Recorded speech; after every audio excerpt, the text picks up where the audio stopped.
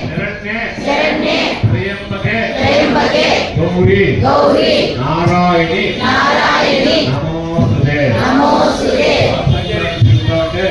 శ్రీరాముడు మహాలక్ష్మి చంద్రుడు అన్ని ఉద్యోగించిన తర్వాత ఇంకా అమృతం వస్తుంది అని ఎదురు చూస్తూ ఉంటే రాక్షసులు దేవతలు కాలకూట విషయం వచ్చిందట. ఆ కాలకూట విషయాన్ని చూసే వాళ్ళకు ఐరావతం నేను తీసుకుంటా అని ఇంద్రుడు అన్నాడు. కల్పవృక్షాన్ని నేను తీసుకుంటా అన్నాడు. ఒవ్వరు తీసుకుంటా అంటే ఈ విషయాన్ని తీసుకునే దాని మొత్తం ముందుకు ఎవరు రాలేదట. కొద్దిసేపు ఉంటే ఆ విషము ప్రపంచాన్నంతా దహించి వేస్తుందంట.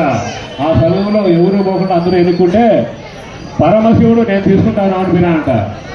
పక్కన ఉండే పార్వతీదేవి చూస్తే స్వామి స్వీకరించండి అనిందట. ఎవరైనా కానీ భర్తను ఇలాంటి కష్టమైన పనికి ప్రేరేపణ చేస్తారంటే చేయరు. ఎందుకంటే